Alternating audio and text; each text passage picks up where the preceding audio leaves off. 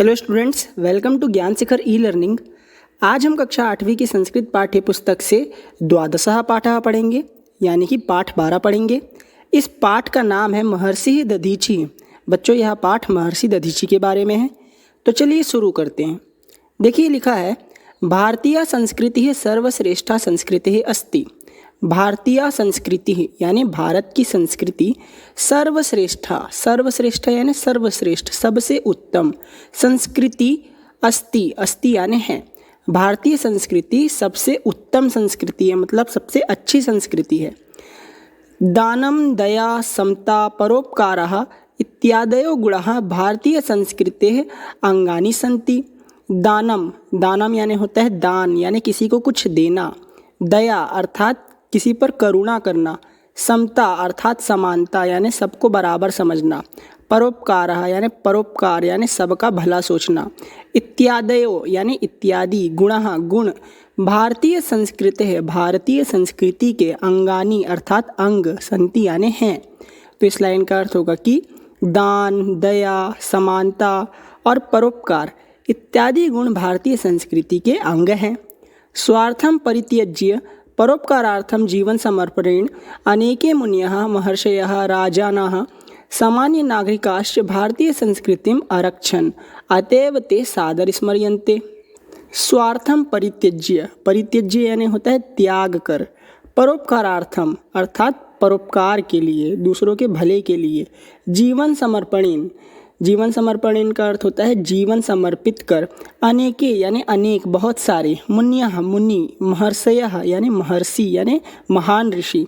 राजानः यानी राजा। सामान्य नागरिकाश्च, सामान्य नागरिकः धनचा, और सामान्य नागरिक यानी आप और हमारे जैसे लोग। भारतीय संस्कृति, भारत की संस्कृति की। आरक्षण यानी रक्षा की। अतएव, अतएव यानी होता है इसलिए। ते, ते यानी वे। सादर स्मर्यन्ते, सादर यानी पूरे आदर के साथ। स्मर्यन्ते यानी स्मरण किए जाते हैं, अर्थात याद किए जाते हैं। तो इस लाइन का अर्थ होगा कि स्वार्थ को त्याग कर, परोपकार के लिए जीवन समर्पित कर अनेक मुनि, महर्षि, राजा और सामान्य नागरिक भारत की संस्कृति की रक्षा की, इसलिए वे सादर स्मरण किए जाते हैं। अतिथि रक्षाय करस्थम स्थालं प्रयच्छन् राजऋषि रन्तिदेवः कपोतरक्षाय स्वदेह मांसं ददानो महाराजः शिविः देवरक्षाय स्वशरीरस्य अस्थिनि प्रयच्छन् महर्षि दधीचिश्चैतादृशा एवं श्रद्धेयः स्मरणीयः महापुरुषः सन्ति। अतिथि रक्षाय अर्थात अतिथि की रक्षा के लिए। करस्थम, कर यानी होता है हाथ और स्थम यानी होता है स्थित। स्थालम यानी थाली। प्रयच्छन अर्थात देने वाले। राजऋषि रन्तिदेवा, राजऋषि धन रन्तिदेवा यानी राजा ऋषि रन्तिदेव। कपोत रक्षाय, कपोत यानी होता है कबूतर, तो कपोत रक्षाय का अर्थ होगा कबूतर की रक्षा के लिए। स्वदेह मांसम, स्व यानी होता है अपने, देह यानी होता है शरीर, मांसम यानी होता है मांस, तो स्वदेह मांसम का अर्थ होगा अपने शरीर का मांस। ददानो, ददानो यानी देने वाले। महाराजा शिवि, महाराज शिवि। देव रक्षाय, देवों की रक्षा के लिए।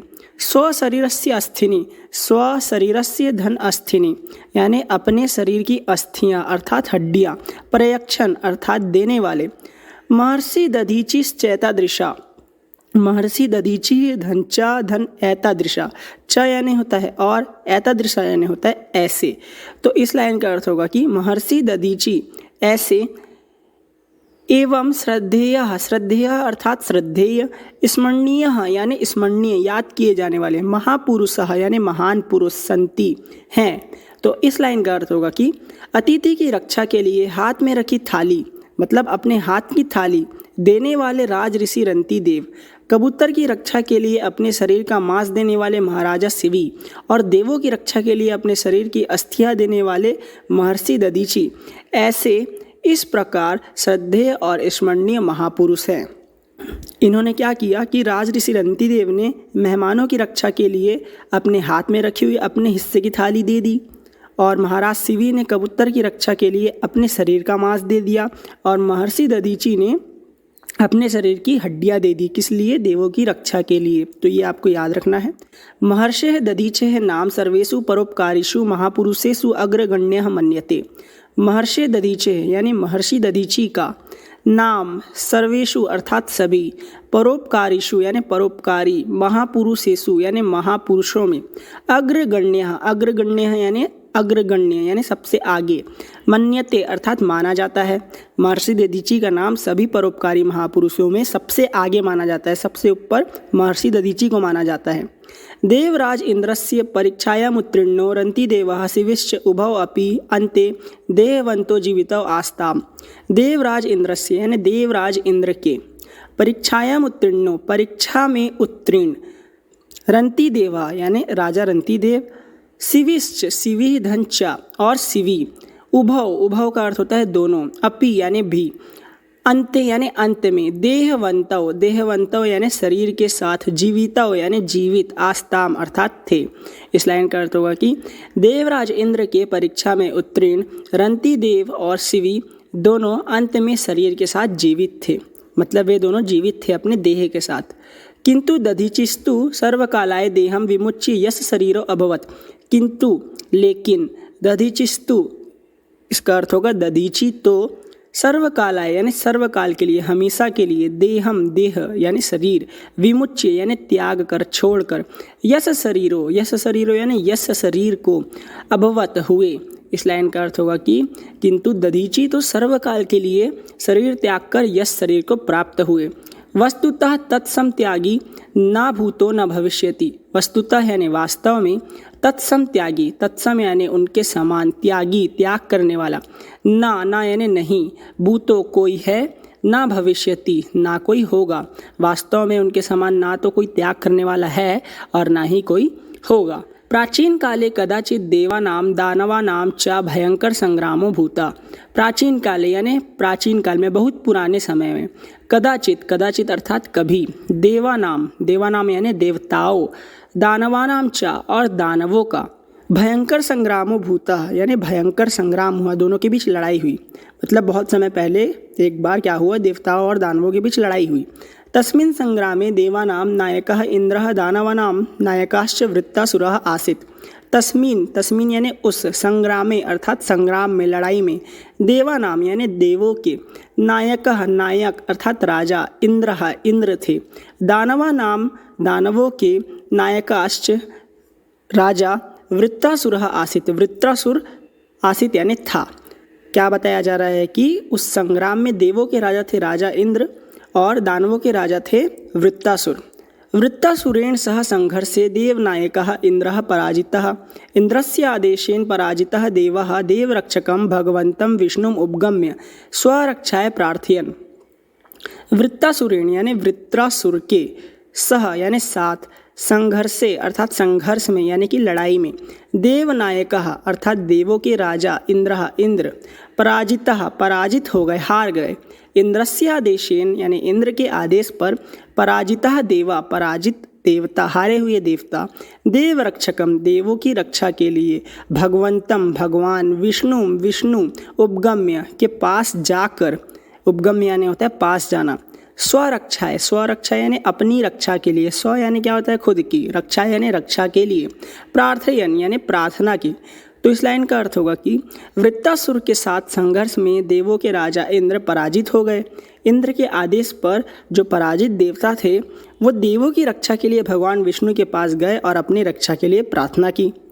प्रार्थनां श्रुत्वा प्रसन्नो भगवान विष्णु अब्रवीत यत् वरम ब्रुवत् देवः अब्रुवन् भगवन् दानवानां नायको वृत्रासुरः देवराजस्य इंद्रस्य सकलां देवसेनां पराजयत् स दानवराजो अस्माकं सर्वाणि शस्त्राणि अपि अनश्यत्। प्रार्थनाम यानी प्रार्थना, विनती, श्रुत्वा यानी सुनकर, प्रसन्नो होकर यानी प्रसन्न होकर, खुश होकर, प्रसन्नो यानी कि प्रसन्न होकर अर्थात खुश होकर, भगवान विष्णु जी, अब्रवीत का अर्थ होता है बोलना, यत यानी होता है कि, वरम यानी वर, इच्छा, व्रुवत यानी होता है मांगो या फिर मांगना, देवा यानी देवों ने, अब्रुवन यानी कहा या फिर बोला, भगवान भगवान दानवों का, नायको यानी राजा, वृत्तासुर ने, देवराजस्य इंद्र से देवराज इंद्र की, सकलाम यानी समस्त या फिर पूरी,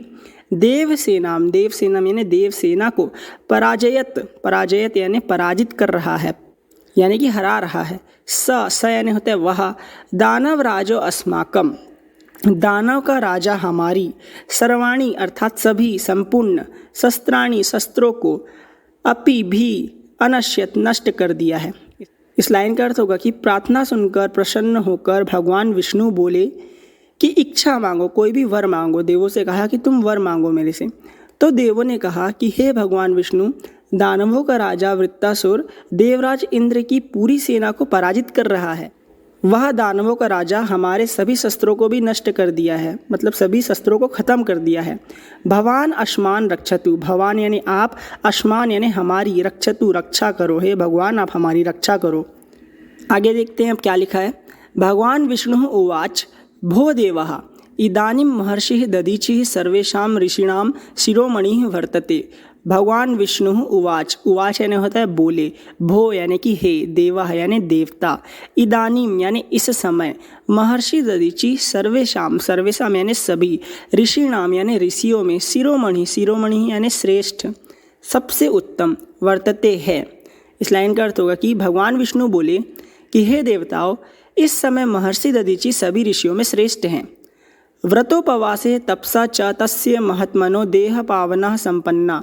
व्रतोपवासे व्रत और उपवास से, तपसा च यानी और तपस्या से, तस्य यानी उनका, महात्मनो महात्मा का, देह यानी शरीर, पावन अर्थात पवित्र, संपन्न हो गया है। इस लाइन का अर्थ होगा कि व्रत उपवास और तपस्या से उस महान आत्मा का शरीर पवित्र हो गया है। मतलब महर्षि दधीचि ने इतना व्रत और उपवास और तपस्या की है कि उनका शरीर अब पवित्र हो चुका है। तस्य देहस्य अस्थिभिः यदि व्रजस्य निर्माणं भवेत् तर्हि तेन वज्रेण वृत्तासुरस्य वधः संभवो अस्ति।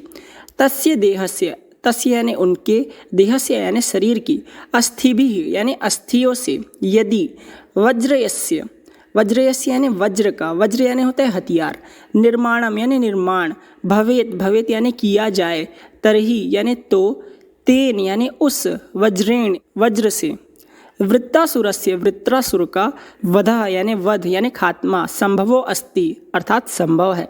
तो इस लाइन का अर्थ होगा कि उनके शरीर की अस्थियों से यानी उनके शरीर की हड्डियों से यदि वज्र का निर्माण हो तो उस वज्र से वृत्रासुर का वध संभव है। मतलब अगर उनकी हड्डी से हम हथियार बनाएं तो इस तरीके से हम वृत्रासुर को मार सकते हैं। अतः सत्वरम गत्वा तम महर्षि तद्देहम याचत। अतः इसलिए सत्वरम यानी तुरंत, गत्वा यानी जाकर, तम यानी होता है उस, महर्षिम तद देहम महर्षि से, तद देहम यानी उनका देह, उनका शरीर, याचत यानी मांगो यानी प्रार्थना करो। इस लाइन का अर्थ होगा कि इसलिए तुरंत जाओ और उस महर्षि से उनका देह मांगो यानी देह मांगने की प्रार्थना करो। स ऋषि धर्मस्य मर्मज्ञो वर्तते। स यानी वह, ऋषि धर्मस्य यानी ऋषि धर्म का, मर्मज्ञो यानी होता है बहुत ज़्यादा ज्ञान रखने वाले, वर्तते हैं, वह ऋषि धर्म का बहुत गहरा ज्ञान रखने वाले हैं। ऋषियः खलु परोपकारिणो भवन्ति। ऋषियः यानी ऋषि लोग, खलु यानी वास्तव में, परोपकारिणो यानी परोपकार करने वाले, भवन्ति अर्थात होते हैं। इस लाइन का अर्थ होगा कि ऋषि लोग वास्तव में परोपकार करने वाले होते हैं, मतलब दूसरों का भला करने वाले होते हैं, दूसरों का भला सोचते हैं। सह परोपकारार्थम अवश्यम स्वदेहम दास्यति। सह यानी वह, परोपकारार्थम यानी परोपकार के लिए, अवश्यम यानी कि जरूर, स्वदेहम अपना शरीर, दास्यति देंगे, मतलब वह ऋषि दूसरों के भले के लिए, परोपकार के लिए जरूर अपना शरीर देंगे। भगवतो विष्णु आदेशेन देवा महर्षेः दधीचेः समीपम गतवन्तः।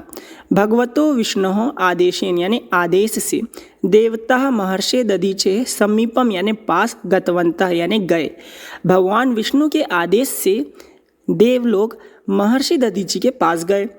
तत्र गत्वा ते वृत्तासुरस्य अत्याचारं वर्णयित्वा तद्वधाय महर्षेः देहम आयाचन।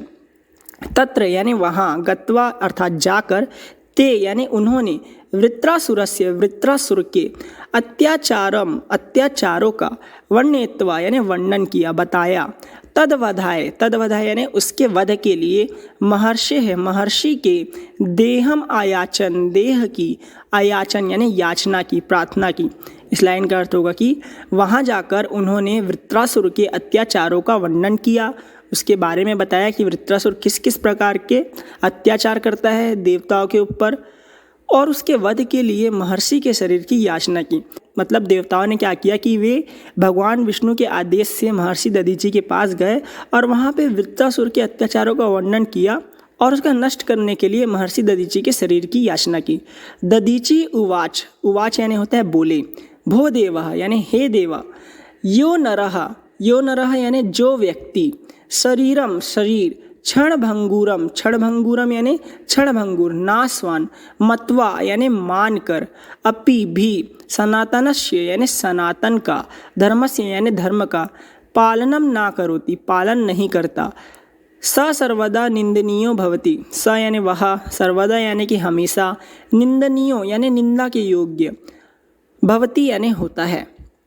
इसका अर्थ हो जाएगा कि जो व्यक्ति शरीर नाशवान मानकर भी सनातन धर्म का पालन नहीं करता वह हमेशा निंदा के योग्य है।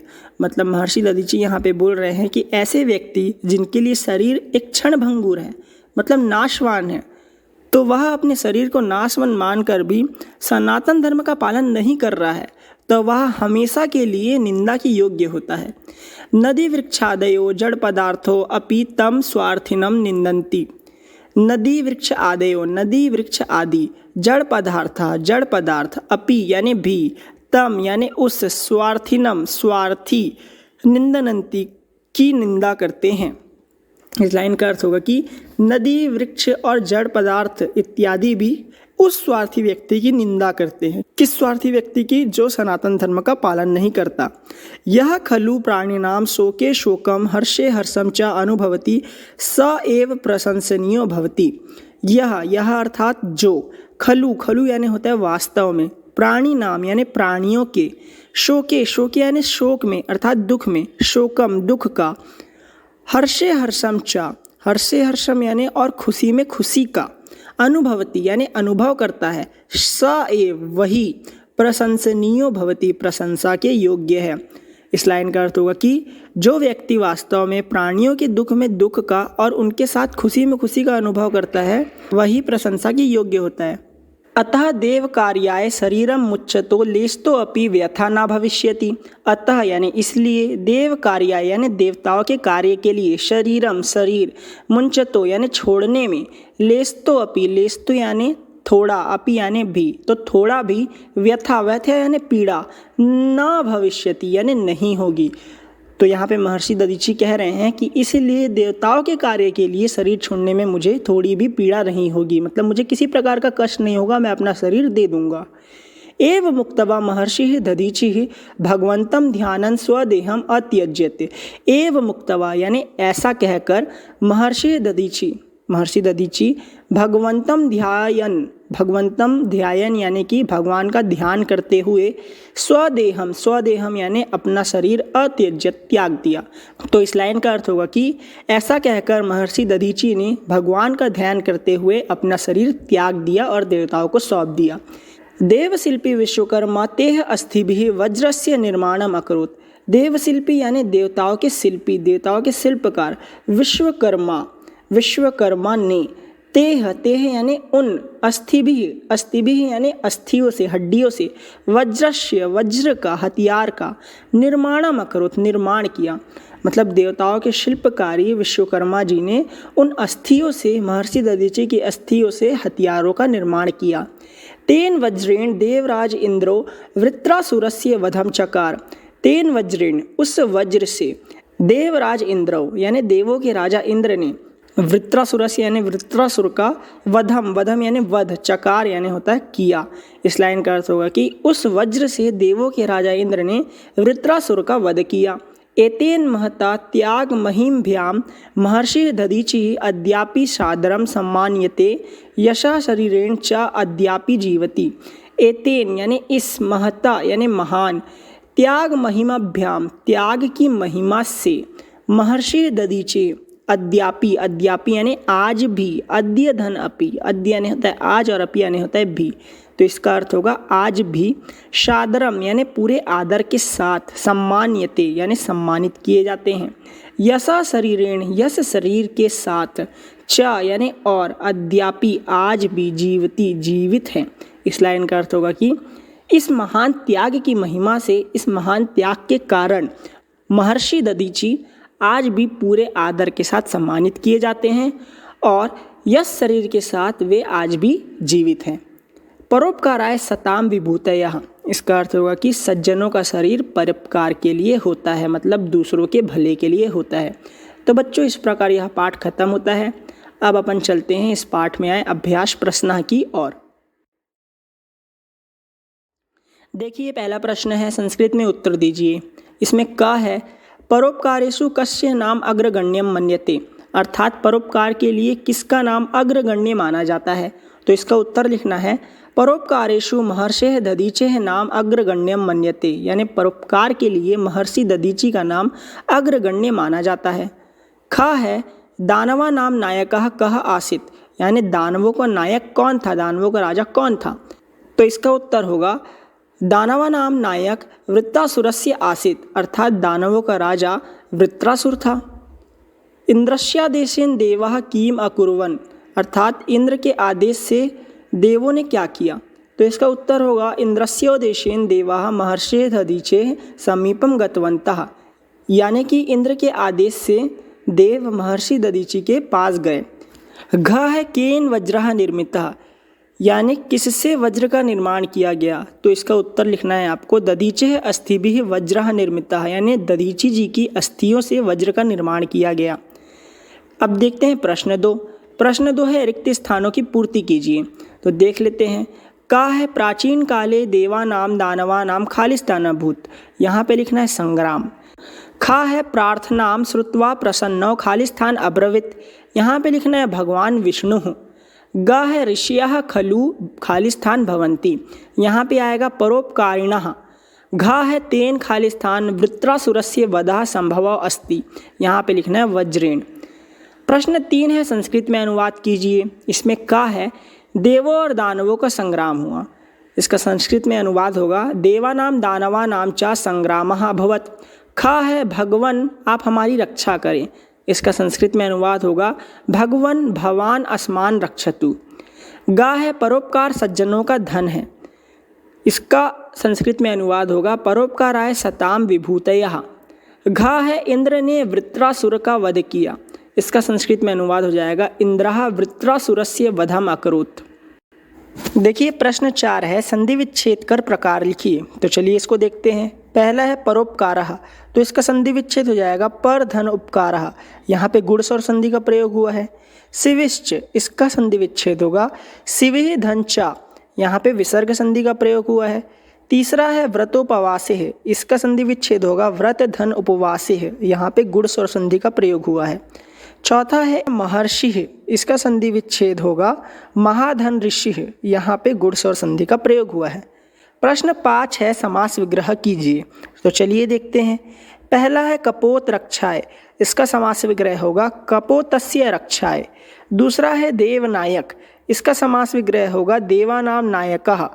तीसरा है वज्र निर्माणम, इसका समास विग्रह होगा वज्रस्य निर्माणम।